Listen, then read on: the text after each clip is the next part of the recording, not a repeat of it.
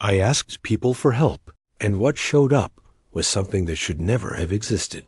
It wasn't a dramatic plea, not a movie-style scream. It was real, simple, the kind of ask you make when you already know something is too wrong to ignore. I went to the people everyone says are there to help. I trusted the ones who were supposed to protect me. I knocked on doors that, in theory, should never stay closed.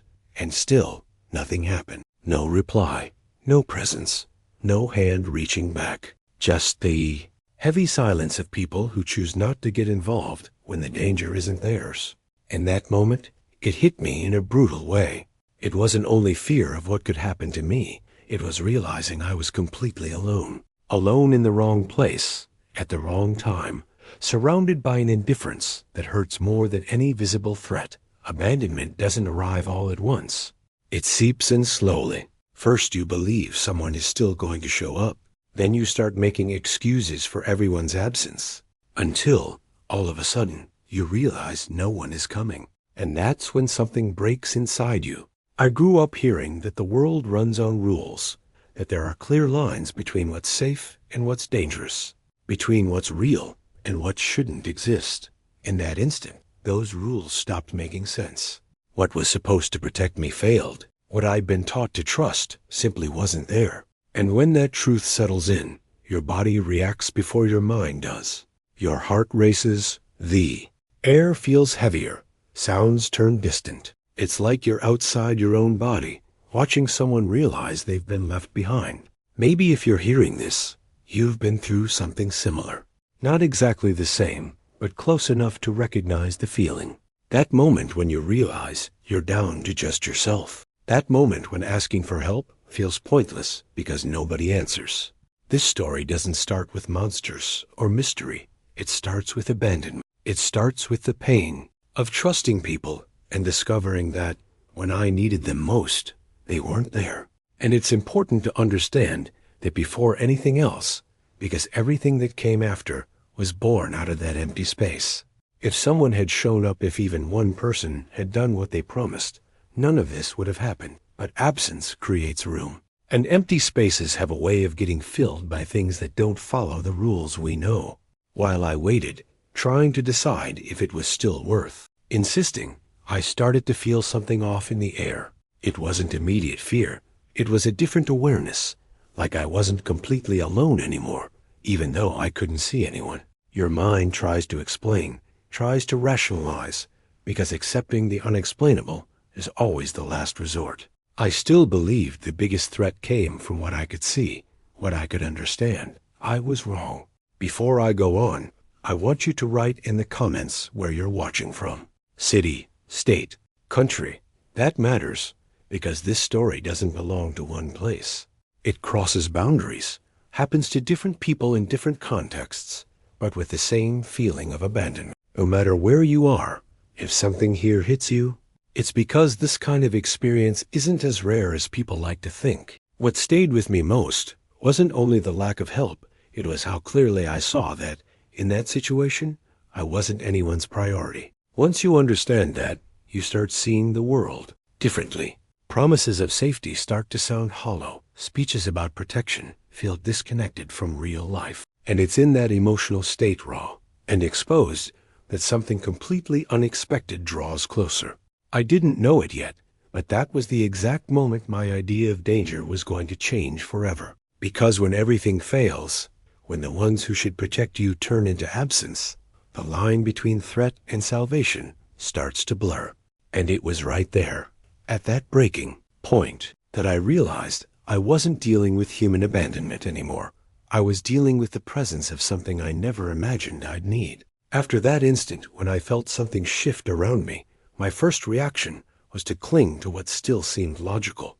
I tried reaching people again. Messages left unread, calls that wouldn't go through, clear signs that communication had simply been cut off. Not because technology failed, but because people did. Every failed attempt brought this strange feeling of invisibility, like I stopped existing the moment I needed help. The promises made earlier now sounded like empty words, said only to ease someone else's conscience. There was a specific moment when I stopped waiting for a reply. It wasn't a conscious decision. It was exhaustion from the inside out. The mind understands before the heart, but the body feels it first. The hours passed, and with them came the certainty that no one was coming. People who knew where I was. People who said they'd help. People who presented themselves as support. All of them disappeared at the same time. It's hard to explain how heavy that feels. It's not just fear. It's frustration, swallowed anger, and a helplessness that eats you alive. The most unfair part is realizing that if I were in a different position, maybe I would have been treated differently. Human help is often selective, conditional, full of silent requirements. In that moment, I didn't meet any of them. I was just someone too inconvenient to rescue. Every closed door, every ignored message, reinforced the idea that trusting people had been a mistake. Not a small mistake, a mistake that could cost me everything. Meanwhile, the place around me seemed to react in a strange way. That ordinary neutrality of empty spaces was gone. Something was off, and I felt it without being able to point to exactly what. Still, I kept trying to solve it the way I'd been taught. I followed steps, waited the time they told me to wait. Respected limits nobody seemed willing to respect for me. Nothing changed. Human absence became more and more solid, almost tangible. Experiences like that change the way you see the world. Stories about solidarity start to feel far away. Talks about empathy lose power when they collide with raw reality. That's when trust starts to crumble, not all at once, but through small cracks that spread too fast.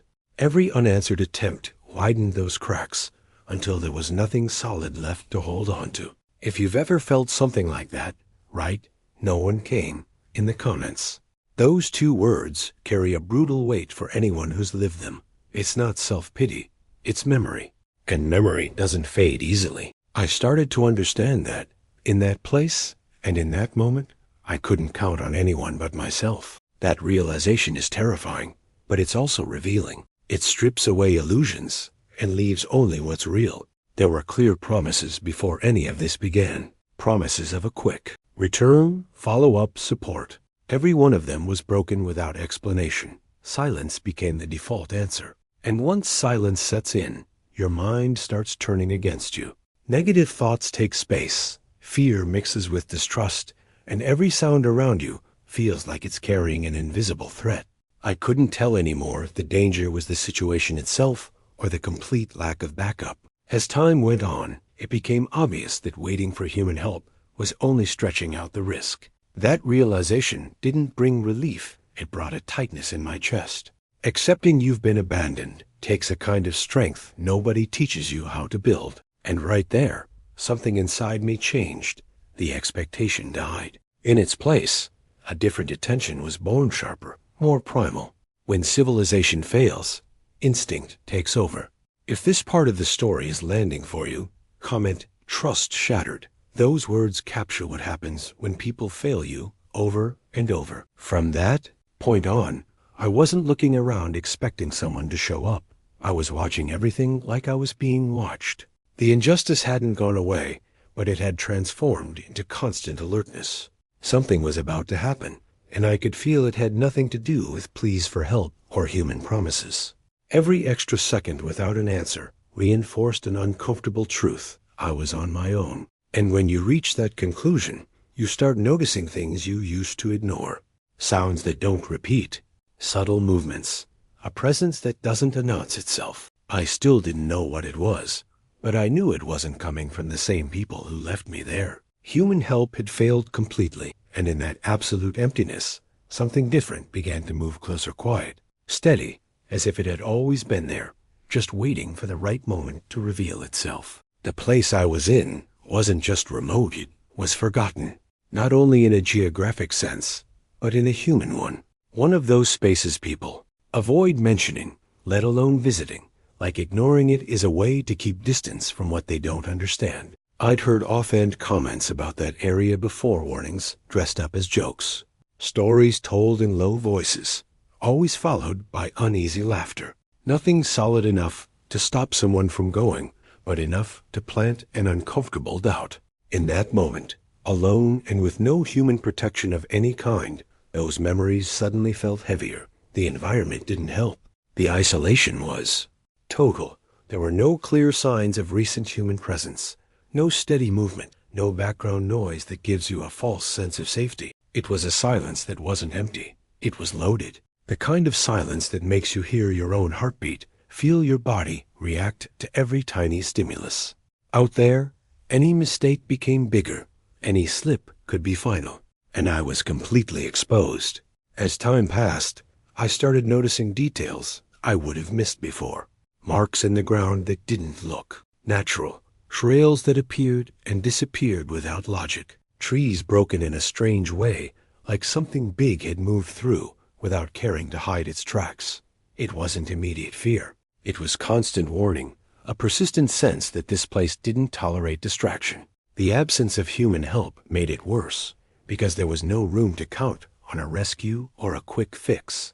The most unsettling part was that the place already had a reputation. Not official, not written down, but known by the people who lived nearby. Ignored warnings, old signs, stories about folks who went in and were never the same when they came back out. I'd heard all of it before, and like most people, I brushed it off as exaggeration. You always think those things happen to someone else, never you, until you're standing right in the center of it. If this has your attention, comment the word isolation. That feeling is essential to understand what came next. Because in that situation, with no human backup, the danger didn't just come from what I could see. It came from what I couldn't explain. Every step felt too loud. Every distant sound felt too close. The place amplified everything, including my thoughts. This wasn't an environment meant for someone to be alone in. Nature itself seemed to be warning me. There was constant tension in the air, like the space was permanently on alert. Animals didn't show themselves easily, and when they did, they moved away too fast. That kind of behavior isn't random. Anyone who's spent time close to the woods knows when something isn't right, and out there, nothing was right. Without human protection, every decision carried an absurd weight. Standing still felt risky. Moving forward felt worse. The place offered no obvious shelter, no clear routes. Everything felt intentionally confusing, like the environment itself was testing anyone who dared to stay. The feeling of being watched crept in slowly, almost discreetly, but it was constant. It wasn't paranoia. It was perception sharpened by survival. As I tried to stay focused, memories of other stories started surfacing. Old accounts, experiences I'd dismissed as fantasy, now fitting together in an uncomfortable way. Remote places often hold more than silence. They hold events, presences, marks that don't fade with time. And when there's no one else around, those things seem to have more room to show themselves. If you've ever heard of places like that, write Forbidden's Place in the comments. Not as something literal, but that kind of spot everyone knows shouldn't be explored alone, because that's exactly what made it worse.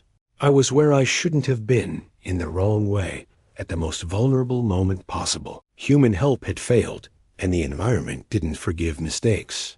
Every minute out there reinforced the feeling that the place had its own rules. Rules not designed to protect humans, especially not someone abandoned to fend for themselves. It wasn't just a setting. It was an active participant in the story. And the more I noticed that, the clearer it became that something out there knew that territory far better than I did. Something that moved without being seen, that didn't need clear paths, that felt like it belonged to that isolation. Danger stopped being a distant possibility and became a concrete presence, even without a defined shape. And by that point, I understood I wasn't just facing a hostile place.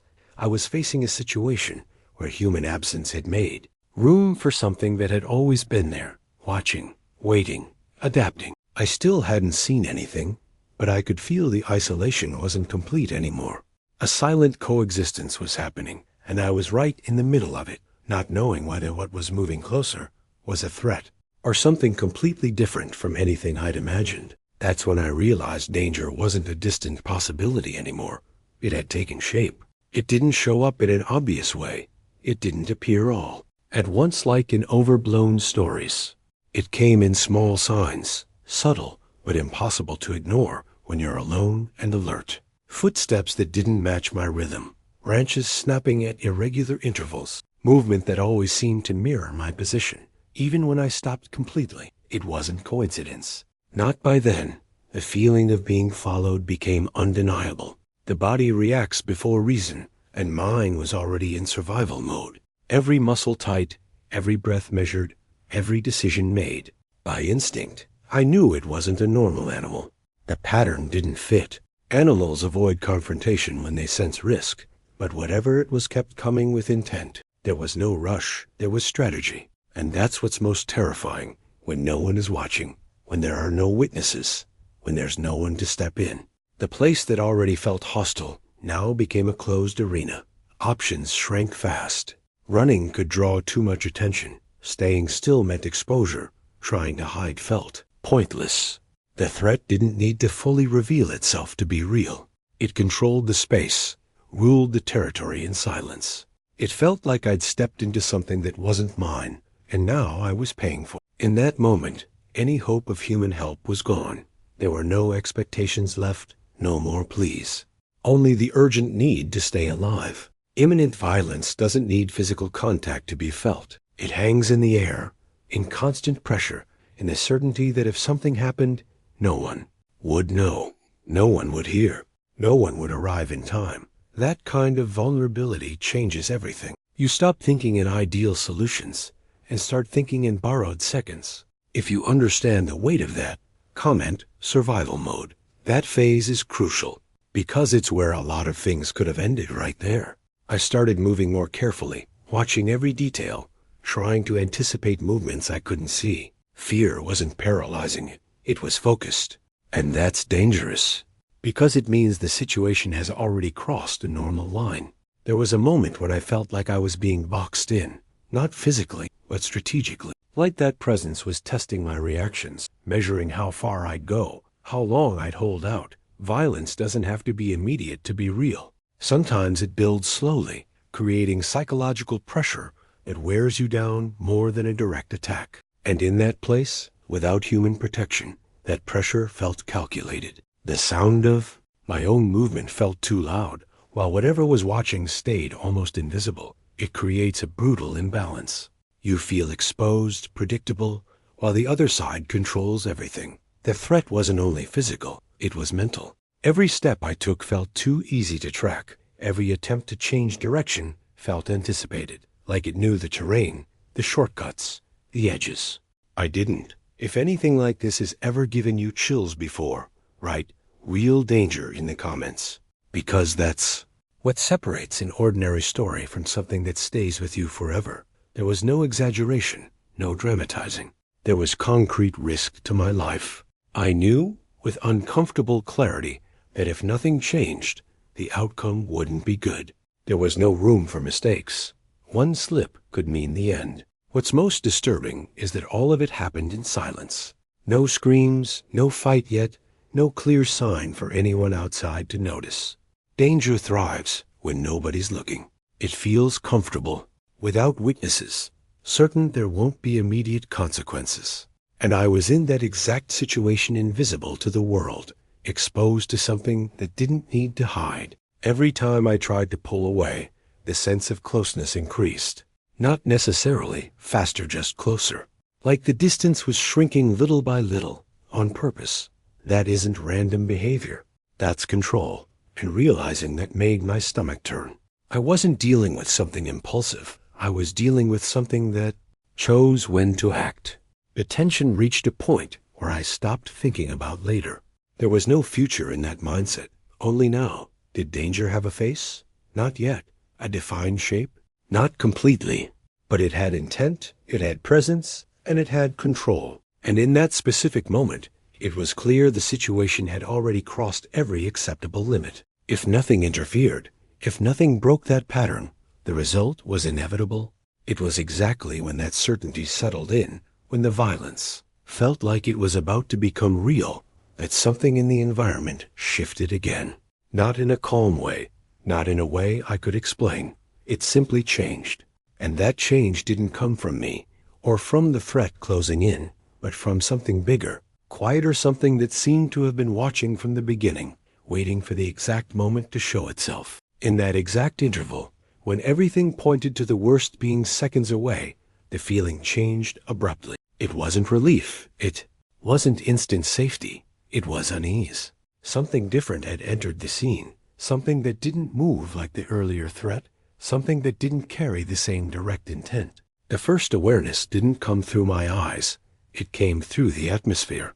The air felt heavier, but at the same time steadier, like a force had stepped between me and what was closing in. I still couldn't see anything clearly, but I could feel it. A dominant, silent presence that didn't need to announce itself. There was no rush, no chaos. It was as if it had been there for a long time, just outside my ability to notice. The most disturbing part wasn't immediate fear.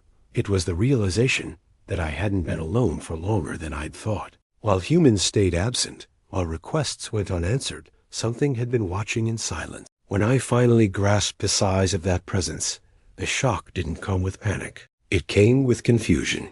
Everything I'd learned about danger, threat, and protection tangled up at once.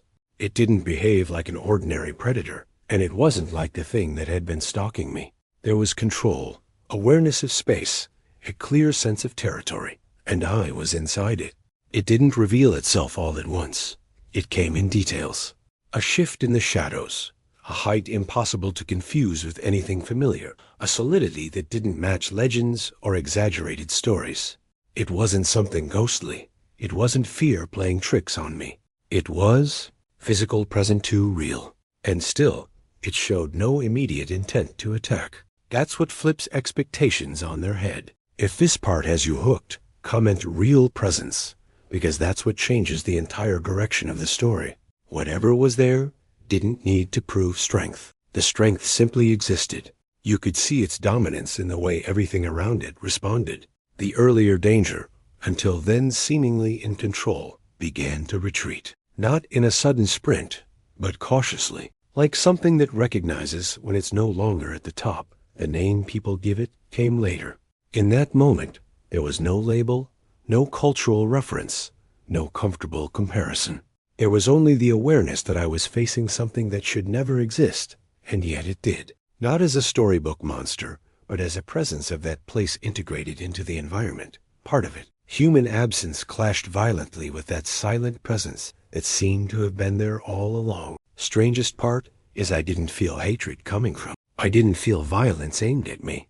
The look when I could finally make it out didn't carry human emotion, but it carried intent. Intent that's hard to translate, but impossible to ignore. Like I wasn't being watched as prey, but as something out of place, something that needed to be assessed.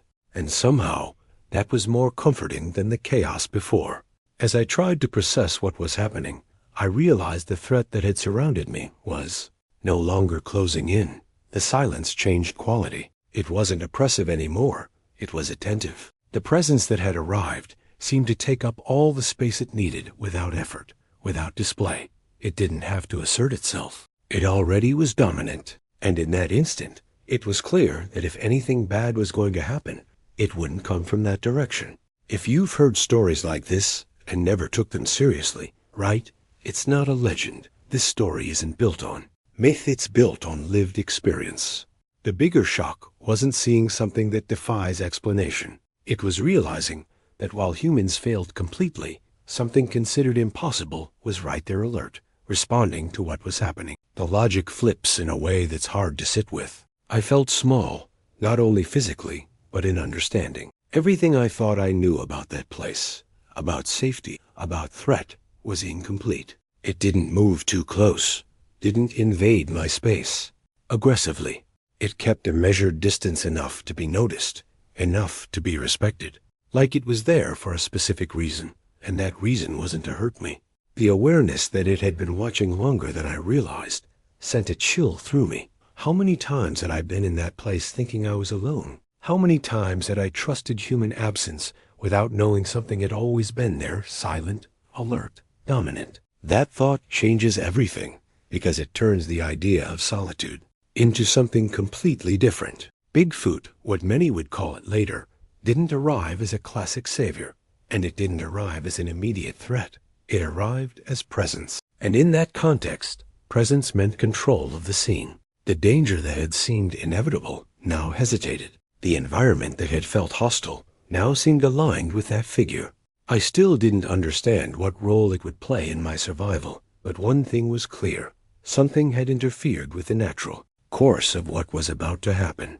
And as I tried to breathe more carefully, absorbing every detail of that impossible moment, I realized that presence hadn't come too late. It had arrived exactly before the point of no return, exactly before death. And the way everything reorganized itself after that told me this story was still far from over, because the real intervention was only just beginning. The intervention didn't happen in some cinematic burst. There was no explosion of movement, no obvious face-to-face showdown. It was much more unsettling than that. The act of protection began quietly, almost imperceptibly, unless you were paying close attention. The presence that had been watching shifted with clear intent, taking up space, changing the dynamics of the place. I didn't need an explanation to understand. The danger around me had been interrupted. The first change was in the threat's behavior. What had been closing in with strategy now backed off with caution. It wasn't a frantic retreat. It was recognition. Recognition that something bigger, more dominant, impossible to challenge, was there. That matters, because it proves it wasn't chance. Bigfoot didn't show up by coincidence. It took control like something that knows the territory deeply and knows exactly where to stand. I stayed still, not out of paralyzing fear, but instinct. Any movement felt unnecessary in that moment. The barrier it created wasn't physical in the usual sense. It was territorial. An invisible line had been drawn, and I was clearly on the protected side. The threat was on the other. There was no direct contact between them, but there didn't need to be. The message was delivered without words, without dramatic gestures. There was no room for a confrontation. The most powerful part is that the protection didn't come with expectation. I didn't feel like I owed anything. I didn't feel demanded of or judged. That presence simply placed itself between me and the end. It breaks every normal logic, because the ones who should have acted first, the ones who were supposed to protect, weren't there. Humans ignored my calls, made promises, and vanished. And something considered impossible acted at the exact moment it mattered. If this point of the story flipped a switch for you, comment total reversal. That's the best way to describe what happened. Everything we're taught about safety, authority, and protection got turned upside down. It didn't feel like being rescued by a hero. It felt like being preserved by something that doesn't tolerate disorder inside its territory. I wasn't the main focus of that intervention, but I was included in it. The environment reacted almost immediately. Sounds that had felt threatening went quiet. The psychological pressure eased in a way I could actually feel, not because fear disappeared, but because the immediate risk had been neutralized. I was still in a dangerous place, but I was no longer at the mercy of that first threat. That changes everything in your body. Your breathing slows. Your senses stay sharp, but you're no longer spiraling.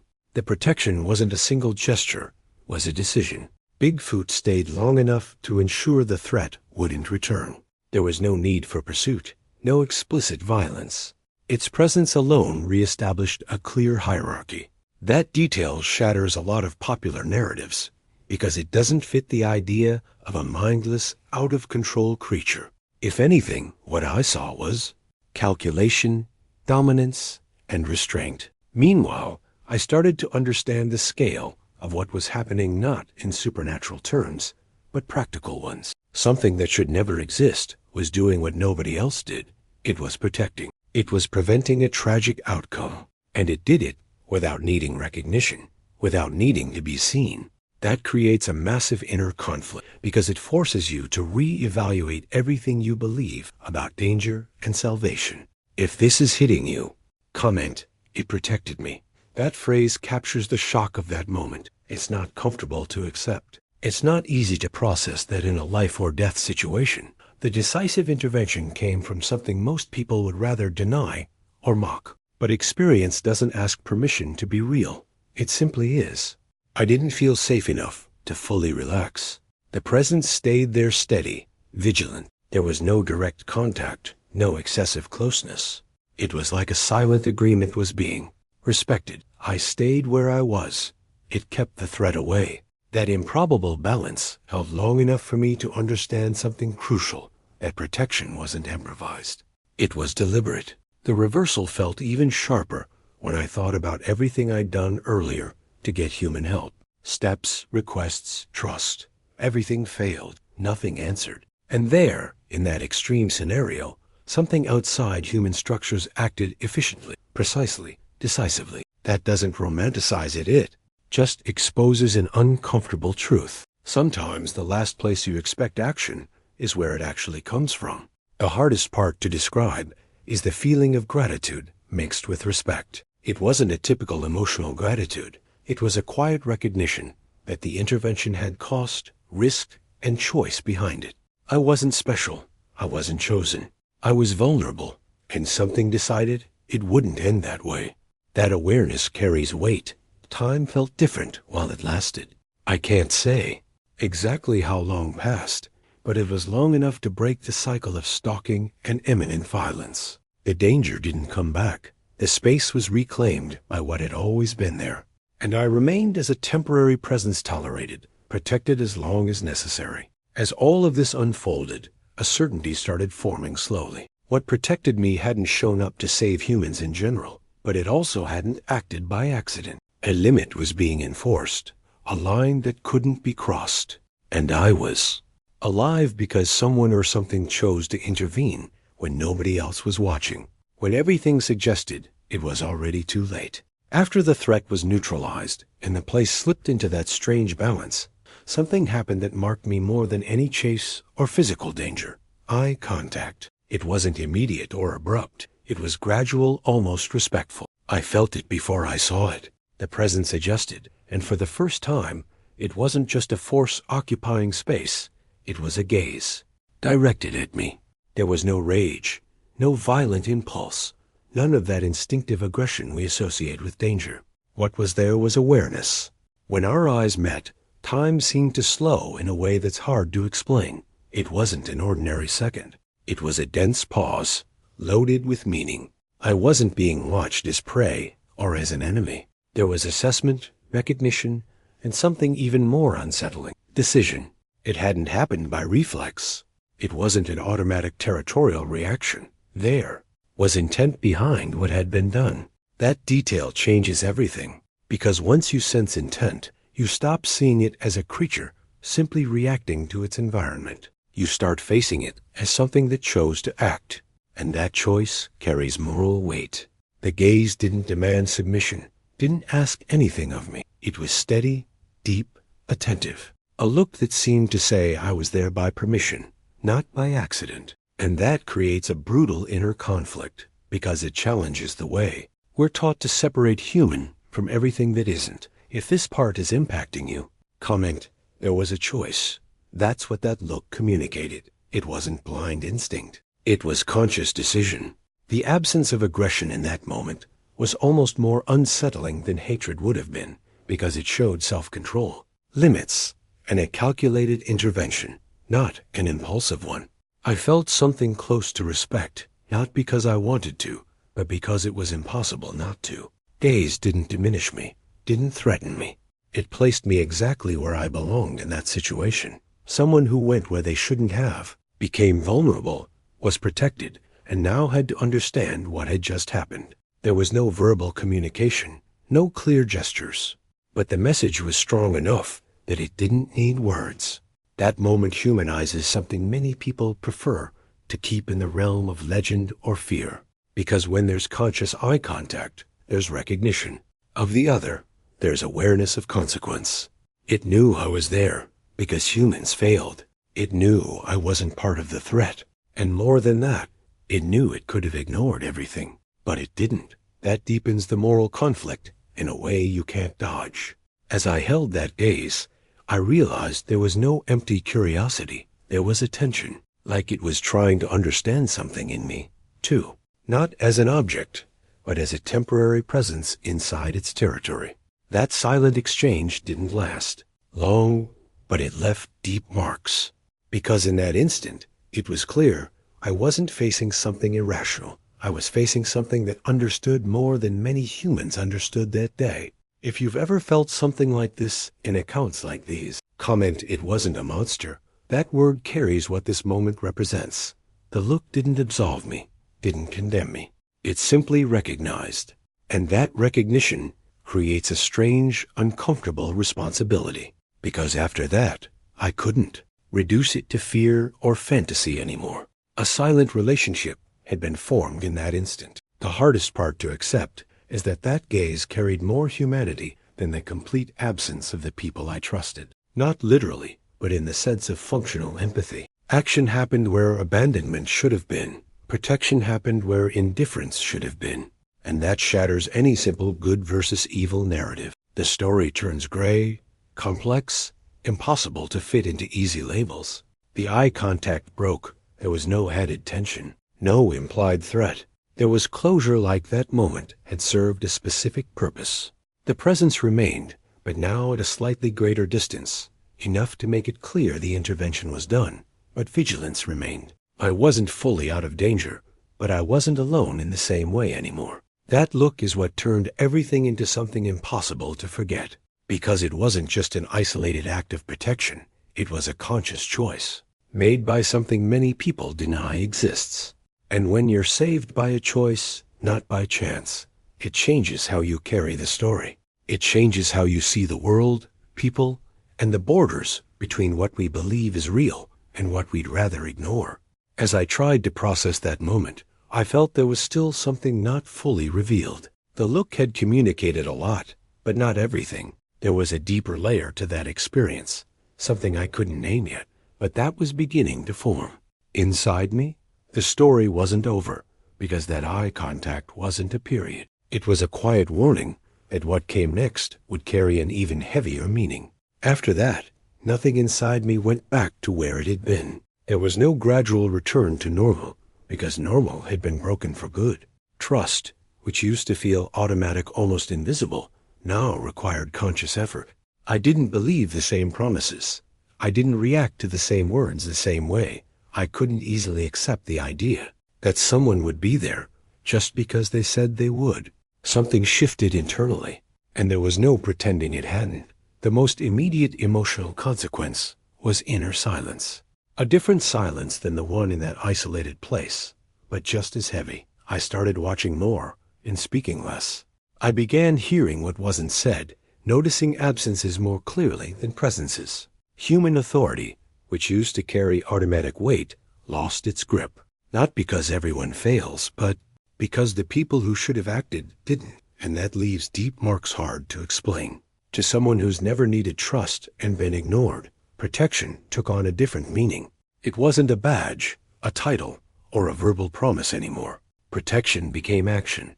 It became real presence in the critical moment. And accepting that this presence came from where the world insists nothing exists creates constant internal conflict, because it's not comfortable to carry a truth that challenges consensus.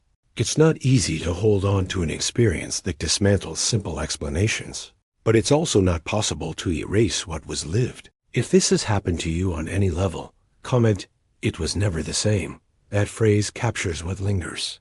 I didn't become bitter, but I became alert. Naivety gave way to caution. Blind trust gave way to observation. And that changes relationships, expectations, the way you move through the world. It isn't a conscious process, it's a quiet adaptation. The psychological impact didn't show up as constant fear, but as questioning. Questioning systems, questioning certainty, questioning packaged speeches. When you realize you were saved by something that should be impossible, you start doubting the borders we've been taught between real and unreal. You start understanding that not everything needs official acceptance to act. And that's unsettling, because it pulls the ground out from under easy explanations. Humanity, seen from a distance, started to look contradictory, capable of building complex systems, yet unable to show up at the right moment. Capable of talking about protection, yet absent when protection is needed. And at the same time, something considered brute, primitive, or non-existent showed more situational awareness than many humans did. That inversion doesn't leave your head. It comes back at unexpected times, in ordinary moments. If this part is resonating, comment "trust changed," because it's not about losing faith in people, it's about understanding that trust is a choice that must be made responsibly. I started valuing quiet actions more than polished speeches. I started respecting consistent presence more than repeated promises. And that has a cost, because it pulls you away from comfortable illusions. There was also a strange feeling of silent loyalty, not devotion, respect for what happened. I carried the awareness that I was alive because of an intervention that didn't have to happen. That creates a sense of responsibility that's hard to define. It wasn't meant to be told like a trophy or used like proof. It was something to be carried carefully, because making it trivial would disrespect what happened. The way I began to see similar stories also changed. Accounts I would have dismissed too quickly before, I now listened to with attention. Not accepted blindly, but considered. Because I knew, from experience, how easy it is to disbelieve something just because it doesn't fit what we were taught. And I also knew how unfair they can be to someone who lived something real. If you feel like you've ever questioned your own certainty after something intense, right? My view changed. That change doesn't happen overnight. It settles in slowly, shaping reactions, choices, even silences. I started trusting what I observe more than what I'm told. I started respecting limits I used to ignore. And I started understanding that not all protection comes from where we expect it. Authority, after that, stopped being absolute. I began seeing it as a possibility, not a guarantee. And that changes how you move through the world. You become less dependent on external validation and more attentive to the signs around you, not out of paranoia, but learning. Because when life shows you something that directly, ignoring it would be irresponsible. Even now, in ordinary situations, that experience echoes, not as constant fear, but as active memory. It shows up when someone makes promises too easily.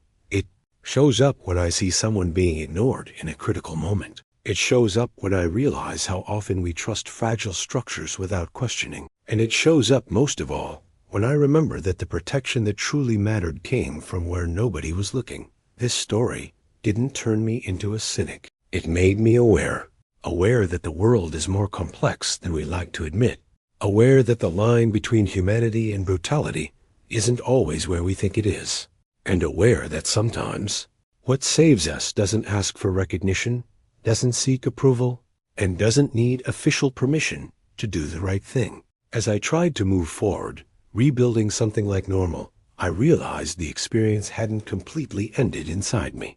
There were unanswered questions, reflections that returned at random moments, and a persistent sense that what I lived had bigger implications than I could fully grasp. Trust was never the same, and maybe it never should be, because after everything, it became clear that some truths only reveal themselves when everything else fails. After all of that, I understood a truth many people would rather avoid. Danger doesn't always come from what's strange, unknown, or hard to explain. Sometimes the real risk is in what we trust without questioning in structures that promise automatic protection.